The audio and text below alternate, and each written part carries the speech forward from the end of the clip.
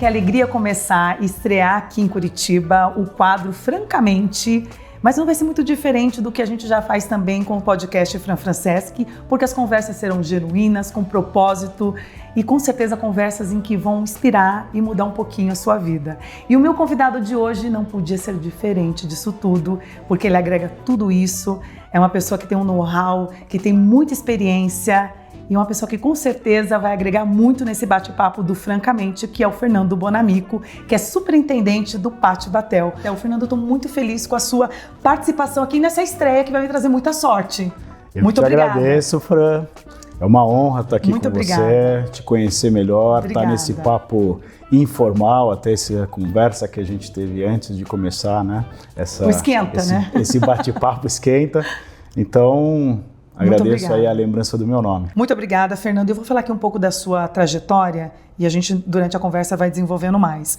O Fernando tem uma trajetória sólida na indústria, já passou por várias marcas que a gente respeita e consome muito, como o Brastemp, o Whirlpool, a Natura, e hoje é responsável por um dos maiores símbolos de luxo e de sofisticação em Curitiba e do sul do Brasil, que é o Pátio Batel.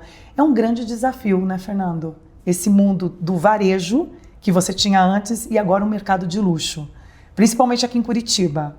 Sim, é um enorme desafio, mas também é um enorme prazer, né? A gente é movido a isso, né? Sim. Todo o medo que você sente, ele te impulsiona. E eu acho que vir para Curitiba, trabalhar no Pátio Batel, foi um desse período. Quando a gente fala do mercado de luxo, a gente pensa muito no mercado de São Paulo e do Rio, e a gente sabe que os curitibanos, eles são exigentes, e a gente já começa a olhar o mercado de luxo com grande carinho, vamos dizer, quando a gente olha aqui em Curitiba, principalmente por conta do Pátio Batel. E você trouxe muito dessa inovação, muito desse olhar.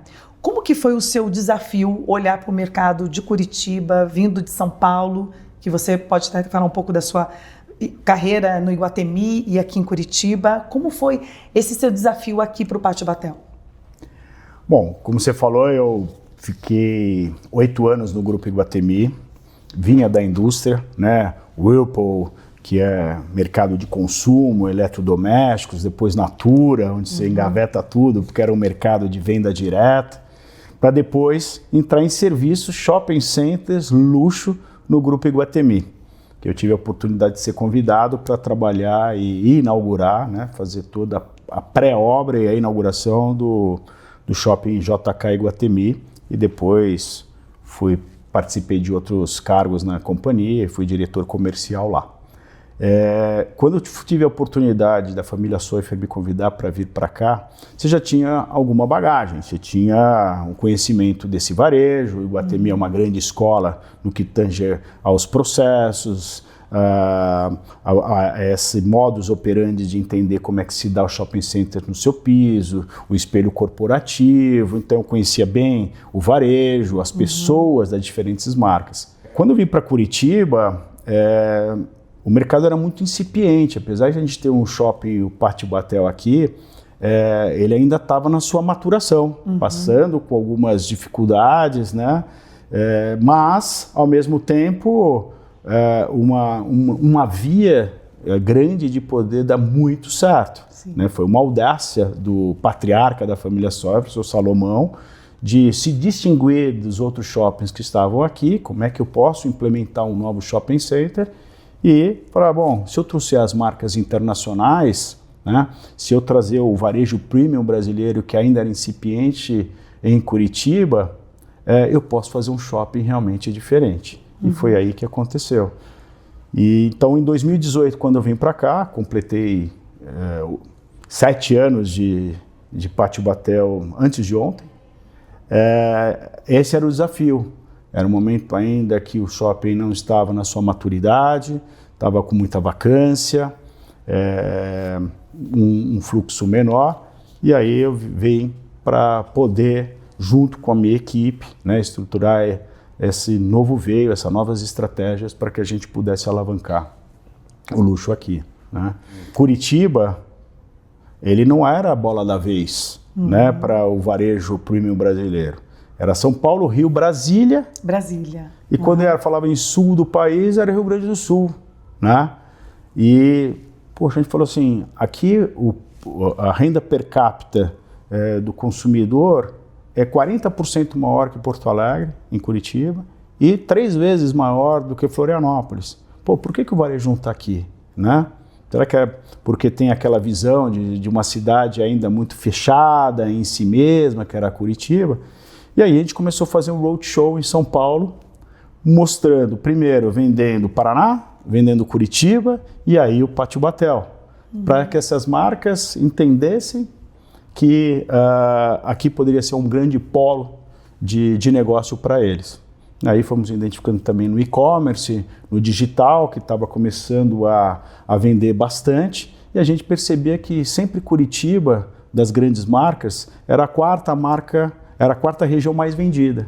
E aí a gente começou a trabalhar São Paulo, começou a contactar com essas marcas, operações, e fomos aos poucos, com muito suor, trazendo e melhorando o nosso mix. E se fosse para você ter uma análise com esse mercado de luxo, o que mudou, o que o curitibano hoje se diferencia desse mercado de São Paulo, do Rio ou então Brasília com o consumo de luxo? O curitibano, ele tem uma cultura, somente porque eu sou de São Paulo, eu consigo ter uma visão um pouco diferente, né? Porque é uma cidade grande e ao mesmo tempo pequena. Curitiba, ela se desenvolveu fortemente a partir do começo da década dos anos 2000, quando veio a grande indústria, as montadoras, que trouxeram mais os migrantes para cá, para Curitiba. Hoje tem mais migrantes do que curitibanos dentro da cidade. O tradicional curitibano. Né? Mas você vê que as mulheres e os homens curitibanos, neste patamar social qual a gente trabalha, tem características muito próprias, né? Se vestem muito bem, as mulheres sempre muito bem maquiadas, trabalham muito esse lado da sua vaidade. Ao mesmo tempo, nós temos o interior do Paraná, onde é o agro, então um outro consumidor, que é um pouco mais distante desse meio urbano, se vestem diferentes, mas são hábitos pelo consumo do luxo também, né? Então, são práticas diferentes, né, e olhares diferentes de comportamentos, né? Você tem este fazendeiro, né, que consome demais e talvez esteja menos preocupado com a tecnologia, o caimento, vestido, mas ter as marcas. Esse curitibano e viajado e que olha lá fora e está o tempo todo entendendo, né, o que a moda está trazendo e o que é consumir o luxo, né? E ainda temos uma influência muito grande no norte de Santa Catarina, que é Joinville, Blumenau, que consome muito luxo aqui na cidade de Curitiba. Agora falando mais do seu perfil de estratégia e de experiência do futuro, eu vejo assim que você tem um perfil de uma visão estratégica com ação. E não é só um planejamento, é uma execução. O que você acha que diferencia um projeto de luxo que realmente entrega um valor e aquele que só parece luxo por fora? O luxo pelo luxo, não é nada, né? É uma máscara, é uma entrega de status, é uma entrega de soberba, né? O luxo, quando ele é bem entendido, ele tem os seus códigos, né? O luxo tomar um café pode ser um luxo, como eu já vi numa entrevista, né, sua. O luxo é aquilo que é representativo para a gente, é aquilo que me faz feliz, me faz diferente, né? Então, como você consome o luxo, é o olhar qual você tem para aquilo. Claro que quando você fala das marcas internacionais, quando você fala esse varejo de luxo, você tem tradição, você tem caimento, um corte de peças, você tem muita tecnologia ali embutida, muito pensamento, muita pesquisa ali feita, que você veste aquela roupa, você sente que ela é diferente, ela tem um caimento melhor do que outras, né? Fernando, agora falando mais de estratégia, experiência e futuro, tá? Você tem um perfil que une a visão estratégica com a ação. Não é só planejamento. e a execução. O que você acha que diferencia um projeto de luxo que realmente entrega valor e aquele que só parece luxo por fora? Bom, assim, né? O luxo está mudando muito, né? Com as mudanças da sociedade, né? Então, hoje a gente vem percebendo muito que esse luxo do consumo, ele está ficando um luxo mais essencial, né? Que é o luxo que muita gente fala que é o luxo de experiência. Sim. Né? Então, o que é o luxo-consumo? O luxo-consumo ele sempre foi estereotipado como soberba, né? Status, glamour, né? Quantidades, ao invés de qualidade. E sejam as novas gerações, ou porque o mundo vem mudando, né? E melhorando nesse sentido, isso nunca vai deixar de existir o consumo. Sim. Mas as pessoas que já têm dinheiro, elas estão buscando ter experiências, porque as experiências são aquilo que dura para a vida toda. Você não lembra da última camisa que você comprou, mas você vai lembrar da última viagem bacana que você fez. Com certeza. Né? Então as pessoas estão buscando novos códigos, né? E então por isso que você vê grandes marcas de luxo hoje abrindo restaurantes, tendo hotéis, né? Experiências pontuais em praias. Para quê? Para que o seu cliente que consome a sua marca tenha também experiência com a marca de uma outra forma. Então esse luxo da soberba, ele está ficando um luxo mais de experiência, a quantidade por qualidade. Né? Então, esses códigos, eles vêm mudando. Então, na hora que você fala que você pode tomar um café, e ser um café gourmet, e um simples cafezinho, pode ser um grande luxo. Né? Você está nadando numa represa e sentindo liberto, é um grande luxo hoje em dia, quando as pessoas têm menos tempo e está nesse caos, né, que os tempos novos nos levam. Então, o luxo, ele tem também os seus códigos, acessos exclusivos, a segmentação, hoje se fala de hipersegmentação, para que você possa realizar experiências que as pessoas se sintam únicas de fato, né? Mas o luxo também está, que a gente chama, né, de timeless, né? O luxo não é só o que você consome, o luxo também é discrição, o luxo também é de gentileza. Né? Isso está nas pessoas. Então, eu falo muito dentro da minha equipe do Pátio Batel, para os nossos seguranças, para os nossos agentes de limpeza dentro dos banheiros, que eles façam um bom dia.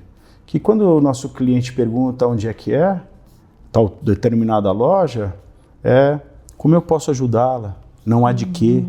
Isso é gentileza, as pessoas têm que olhar no olho. Hoje é tão difícil as pessoas terem contato pessoal e olhar no olho, que é aquilo que a gente sempre fez, né, o ao vivo, o presencial, né, tá virando luxo. Sim. Né? Então a gente tem que tratar, e eu friso bastante nos nossos treinamentos, que o luxo é muito essa gentileza, essa empatia, né? E essa discrição, né? Você não precisa se ostentar para estar visível. Quando a gente está buscando no Pátio Batel, é claro que quando a gente faz qualquer ação, qualquer evento, a gente está olhando esses códigos. Nós temos nosso mantra lá no dia a dia, né? Então, claro, somos obcecados pelos detalhes, né? O luxo é muito detalhe, aquela coisa que não é subconsciente, está ali, mas que bacana, que poltrona linda, né? E nem é o foco principal, o protagonista daquilo que você está fazendo, na ação das pessoas. Então, eu acho muito que a gente tem que aplicar, né, os códigos que são de consumo, aquilo que é essencial, né, para que a gente possa ser obcecado por fazer uma coisa muito bem feita nas nossas ações, no dia a dia do Pátio Batel. E quando eu vou fazer uma pergunta agora que realmente é um grande desafio, acredito eu, né, porque você como superintendente do pátio tem quantas pessoas abaixo de você? Hoje, se olhar o nosso pessoal de piso, todos somos 305. Qual que é o maior desafio nesses 305 em questão de realmente passar que você vive num Pátio Batel, um lugar luxuoso, que tem toda essa entrega, e como que é o seu desafio em lidar com essas pessoas nesse sentido dessa comunicação que você falou de agradecer, falar obrigado, manter as coisas todas organizadas. Onde que entra o seu papel mais desafiador como superintendente? É um trabalho sempre para o outro e sempre um trabalho pessoal, né? A gente tem que sempre lidar com a humildade, né? Apesar de que cada um tem a sua personalidade. Eu posso ser um italiano mais comunicativo, o meu tom de voz muitas vezes é mais alto, né? É mais incisivo e tal, mas isso não quer dizer que você não vai ter empatia, simpatia, buscando essa comunicação melhor. Nós temos lá, por exemplo, eu tenho com o meu pessoal de base, que a gente chama de café com superintendente. E é onde nós estamos ali com os manobristas, os agentes de limpeza, um vigilante.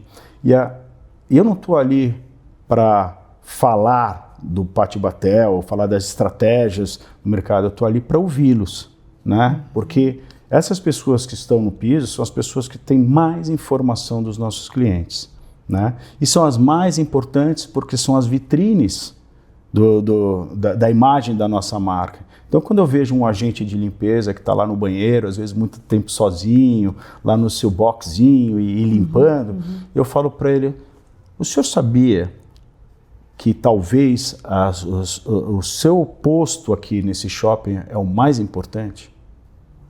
Você já foi na casa de alguém e olhou um lavabo onde a pia estivesse molhada, aonde o papel higiênico estivesse caindo do cesto, aonde a tampa estivesse respingada? O que você ia pensar daquela casa, daquele proprietário daquela casa? A sua função é maravilhosa, porque hoje a gente é muito bem quisto por causa, às vezes, da limpeza que você faz dos nossos banheiros, né? Então, a gente tem que valorizar isso, porque eu falo, dentro de uma pirâmide, numa hierarquia, dentro de um shopping center de luxo ou de uma empresa de luxo, talvez eu seja menos importante. A gente tem que virar, porque essa equipe é que faz acontecer. E dentro de um shopping, todas as áreas, elas são interdependentes, é uma engrenagem. Então, o cara do evento vai precisar da nossa equipe de operação, o eletricista, o marceneiro, o agente de limpeza vai apoiar o vigilante, porque caiu determinada coisa no piso. Então, é esse olhar que a gente tem que ter, né? Porque eu sempre falo também para todo mundo, nós estamos Pátio Batel, nós não somos Pátio Batel. E o luxo, ele embriaga as pessoas muitas vezes. Elas se confundem onde elas trabalham pelaquilo que elas são.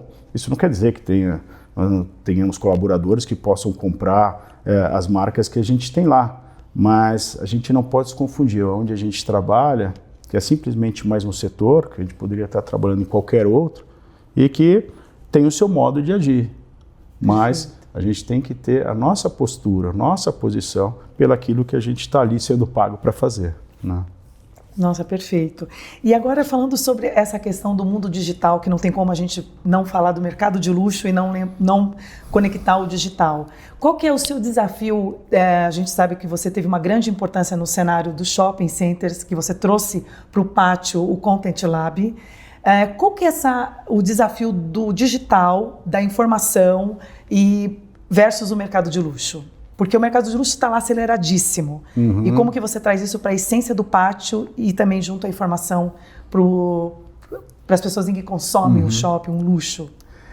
Fran, depois da pandemia e durante a pandemia, a gente viu como o meio digital ele acelerou demais, né? Então ali foi uma grande mudança para nós no Pátio Batel. A gente era muito incipiente em redes sociais, a atenção que a gente dava ao nosso próprio site, e a gente foi da água para o vinho, né? O mundo mudou. Se teve um novo normal, foi essa aceleração do digital, né? Então, a gente fez uma reestruturação completa na nossa área de marketing, trouxemos muita gente do mercado que já estava mais atrelados a esses novos canais. Começamos a debruçar como é que a gente poderia atuar como Pátio Batel, principalmente no Instagram e agora o TikTok, né, falando com outro público. Mas o que tem mais aderência ao nosso mercado de varejo é o Instagram mesmo, né? Então, quando a gente começou a atuar aí, a gente falou, pera lá, vamos também saber quem é o Pátio Batel. Então a gente fez um grande rebranding da marca, fizemos um estudo com uma consultoria profunda, levamos quase um ano fazendo esse estudo com a GAD, que era uma agência de São Paulo, e revisitamos os nossos conceitos, a nossa razão de ser, e definimos lá novamente quais eram os nossos códigos, qual era a nossa estratégia de marca. E começamos a aplicar.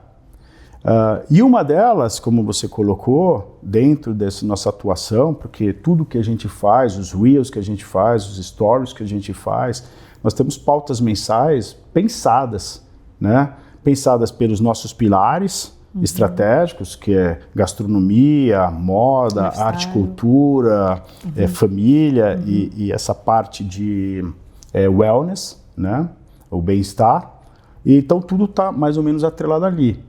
Então a gente precisava ter uma imagem, né, uma produção que fosse diferenciada de shopping centers normais, né, do dia a dia, né, de um evento pequeno, e mostrar que a gente pudesse ser um ambiente de conteúdo, que as pessoas se interessassem mais de ficar vendo só as lojas que a gente tem, ou os vestuários que a gente tem, que é extremamente importante, Sim. A nossa razão de ser, mas que a gente tivesse conteúdo interessante, que as pessoas parassem para nos ouvir. E dentro disso, a gente falou, a gente precisa ter um estúdio aqui dentro, né? Porque o tempo que levava de uma agência fazer uma produção, depois ela levar esse filme, editar, né? Trazer de volta para nós aprovarmos, volta lá, edita, aprova, e que custava mais caro isso, eu falei, vamos trazer esse pessoal das agências para dentro de casa. Porque eles vão ter um sentimento de pertencer maior, né? Vão sentir mais Sim. os códigos da nossa marca, vivenciar os nossos colaboradores e, ao mesmo tempo, a gente vai entregar conteúdos melhor pensados e que, para a companhia, sairia mais barato. Então, a gente montou o Content Lab, como você falou, um pequeno estúdio, onde, como a gente está aqui hoje, dali são desenvolvidos muitas das ações que a gente coloca nas redes sociais. Porque as redes sociais é tudo. Exato. Né? As redes sociais hoje elas nos propaga aí para onde a gente estiver, né? Então a gente leva a marca, a gente leva a venda, a gente leva o que a gente gostaria de ser, né? E ser visto. Fernando, você sabe que você está super estreando esse novo quadro comigo, que é o Francamente. Agora eu vou fazer um quadro dentro do quadro, que serão 3 perguntas bem francas do Francamente para você. Preparado? Sim, então vamos lá. Vamos ver. O que para você o luxo nunca vai ser, na sua opinião? Na minha opinião, o luxo, vamos dizer, esse luxo que a gente falou, né, de soberba, o luxo do glamour, o luxo do status, a gente nunca pode confundir isso com quem a gente é. Né? Então a gente tem que separar muito bem aquilo que você vende, aquilo que você atua como um executivo que você está trabalhando e a sua personalidade. Né? Então, para mim, e aí é o meu luxo, é o contrário. Né? É a discrição, é ter o meu momento, nos meus finais de semana que eu vou lá para minha propriedade no interior de São Paulo, que é na represa, é na natureza, é estar com meus filhos, é estar dentro do simples. Né? Eu acho que a grande diferença entre uma mente que pode estar mascarada, né, de uma roupa, de um papel que ela esteja representando, um personagem, é aquele que e vive uma vida mais simples, uma mente simples. Né? E uma coisa pode conviver com a outra, mas elas não podem se confundirem. Né? E um erro que te transformou profissionalmente? Um erro que me transformou profissionalmente? A falta de paciência. Eu já estive numa das empresas que eu passei, eu tive lá, teve uma reestruturação na organização, que aquilo não me caiu muito bem, e ao invés de eu aceitar esperar o tempo, aquilo maturar e aí você ver como é que você se desenrolaria nesse novo ambiente, eu não tive paciência e acabei indo para um convite para uma outra empresa. E me arrependi, né? Então acho que a gente aceitar mais algumas situações adversas que nos colocam, né? A gente ter a paciência para esperar um melhor momento né? Porque a gente nunca está sempre no holofote, muitas vezes a gente está no holofote, outro dia a gente cai, a gente levanta de novo, a gente tem que aprender sempre esse... Então lá atrás na minha profissão foi uma coisa que eu carreguei comigo e que me modificou muito o meu jeito de ser. E o que o Fernando do futuro sonha em construir? Fran, eu acho que todo mundo aqui tá para deixar um legado, né? Um legado não é que é para todos, é para você mesmo, né?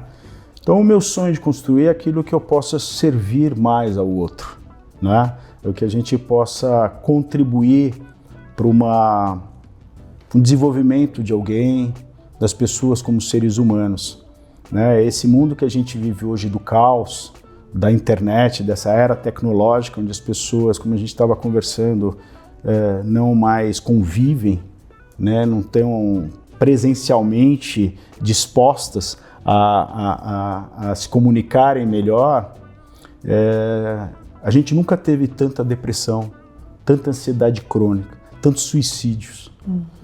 Então, o meu desejo é que fosse construir coisas que as pessoas pudessem lá habitar e dentro de lá saírem pessoas melhores, né?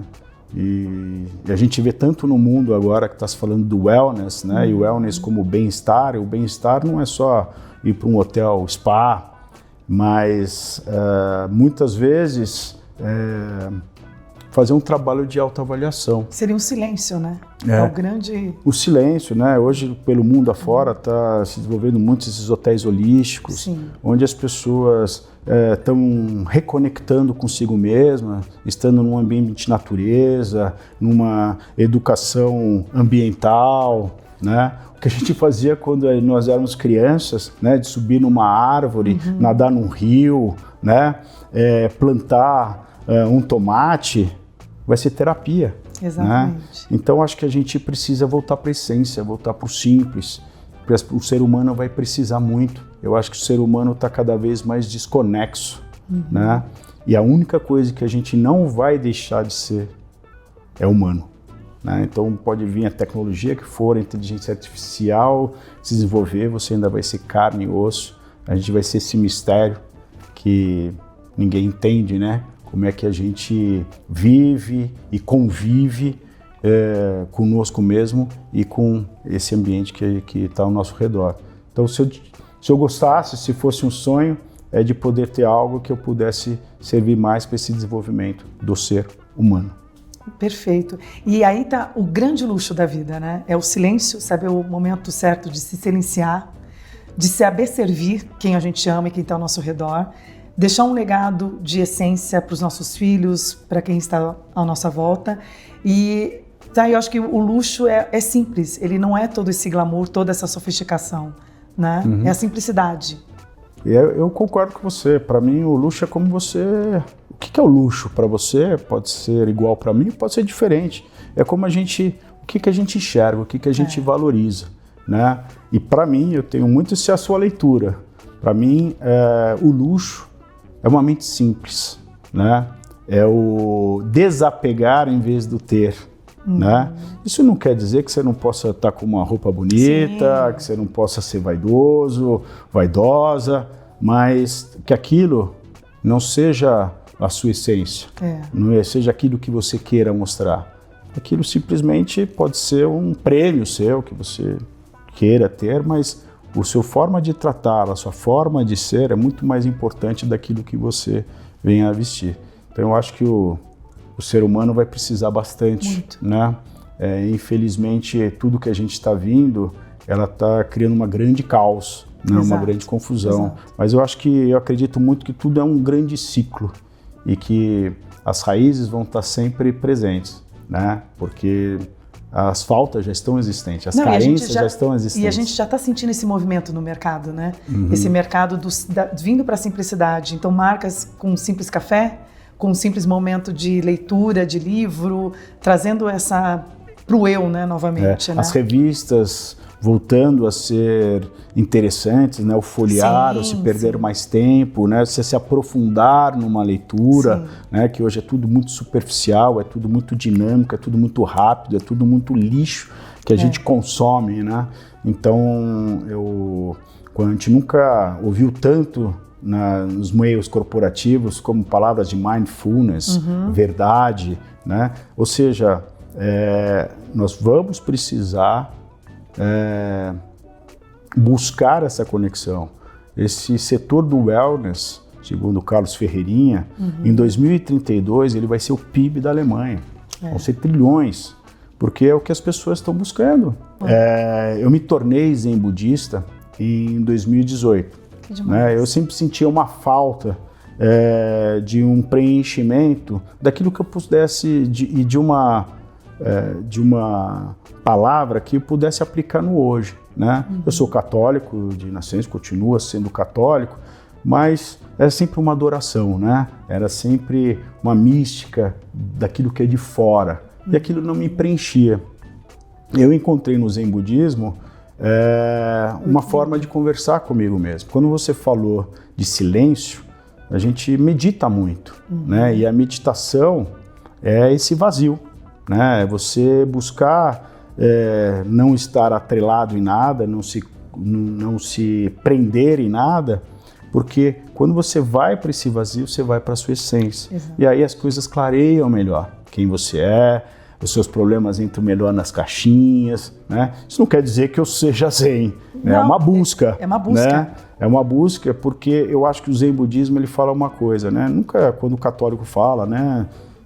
Do santo, não tenho nada contra, porque eu sou também, né? E tenho as minhas crenças católicas, mas nunca ninguém voltou de lá para dizer como é que é. Eu acho que o valor do ser humano está naquilo que ele faz hoje, nas melhores condições que se apresentam hoje. Exatamente. E se você puder ser melhor hoje do que ontem, você está numa evolução.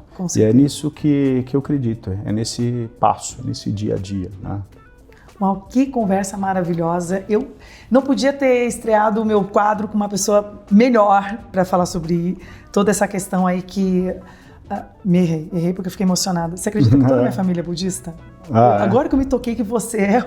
Falei, então, a minha família foi budista, começou com budismo, eu tenho tias ainda que continuam sendo, e aí acabaram indo para o espiritismo, depois para o católico, porque aí casaram, mudou tudo, mas eu e minha irmã, a gente ia para frente do Goronzon, e Nam-myoho Renge Kyo, incrível, nossa, e daí por que a gente tem um pouco dessa essência, dessa visão, porque quem vem do budismo tem uma pegada muito diferente acho que o Zen é muito simples. Essa questão do... você ser melhor hoje do que ontem, né? A própria monja Coen, ela fala assim,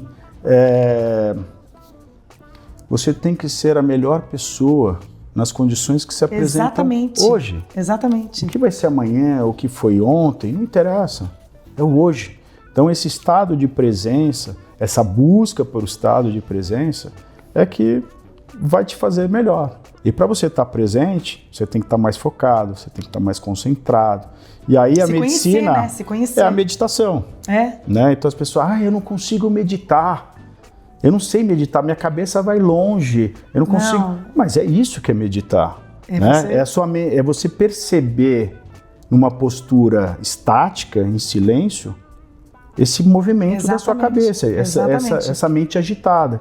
E aí a meditação ao longo do tempo, com treino, como você vai numa academia, eu brinco sempre assim, que é um copo de terra, de água com terra agitado, que ele vai decantando. A sua mente é igual. A partir do momento que você senta, que você medita, você vai treinando e com mais tempo você vai ficando mais tempo meditando, você vai decantando. E aquilo é uma bênção, porque na hora que você percebe a quanto aquilo te faz bem, no seu dia a dia, na história, que você tem às vezes aquele ímpeto, as respostas agressivas, etc., você pode falar com mais calma. Apesar que Para mim, em si, é que você é italiano. É uma grande luta. Como eu falei, eu sou um italianão, às vezes minha forma de falar é agressiva. Eu convivo com italiano em casa, eu sei como que é. O meu não verbal é ruim. É forte, né? É forte, e aí às vezes passa uma leitura errada e passa uma mensagem errada para que seu interlocutor. Exato. Mas essa é a vida, né? A gente está aqui para melhorar. Se eu tiver menos... ser menos impulsivo hoje do que ontem, já estou feliz. Exatamente. Né? Se eu, que eu falo assim, no filme for melhor do que eu fui 10 anos atrás, eu estou feliz. Porque a fotografia do dia, a gente vai errar. A gente vai errar muito. A gente acerta, erra o tempo todo. Aquilo que você não quer praticar, daqui a pouco você faz a mesma besteira. Exato. Mas é essa. Mas né? o budismo tem muito dessa coisa de trazer, que é fundamental, que você fala assim, eu tenho dificuldade de meditar, eu tenho dificuldade de fazer um monte de coisa. Mas quando você encontra um equilíbrio e você domina a sua respiração, o que está passando na sua mente, você se sente, poxa, dono do movimento todo. É como se você conseguisse tocar e mudar as coisas de lugar. Né? Porque o budismo ele te traz esse centro. Claro, né? E aí você mais centrado, você mais calmo, você está mais perceptível. Sim. Né, das coisas que estão acontecendo, né? Você se percebe também. Né? Mas isso é muito difícil. E vira um ser sábio, né? Que é o grande desafio. Isso é um caminho sem fim. Sim, né? sim. Isso não tem um final, né? Porque é aquele negócio, né? Indo, quando você chegar lá, continue indo. É verdade. Porque aí já vem o ego de novo, e aí você já achou que você estava no auge, e aí continua indo, porque é infinito. Né? Não tem um momento mágico que você é pleno, e nunca vai ter. Verdade, verdade. É evolução, é constante evolução, né? Fernando, eu quero muito te agradecer pela sua oportunidade. Não podia ter sido uma pessoa melhor para estrear o quadro Francamente Comigo. Eu tenho certeza que muitos vão sair aí transformados depois desse bate-papo tão franco. E eu espero mais vezes conversar com você, que vai ser um prazer. Obrigada. Fran, eu que te agradeço. Brigadíssimo mesmo. Não esperava o convite. E estamos aí para esse papo, um cafezinho. Eu acho que foi muito agradável mesmo. Muito obrigada. E eu convido você a acessar o YouTube, o Spotify, aqui no Instagram, para que a gente sempre tenha essas conversas francas e que possa a gente fazer essa roda do bem crescer cada vez mais. Eu fico por aqui, um beijo, até mais.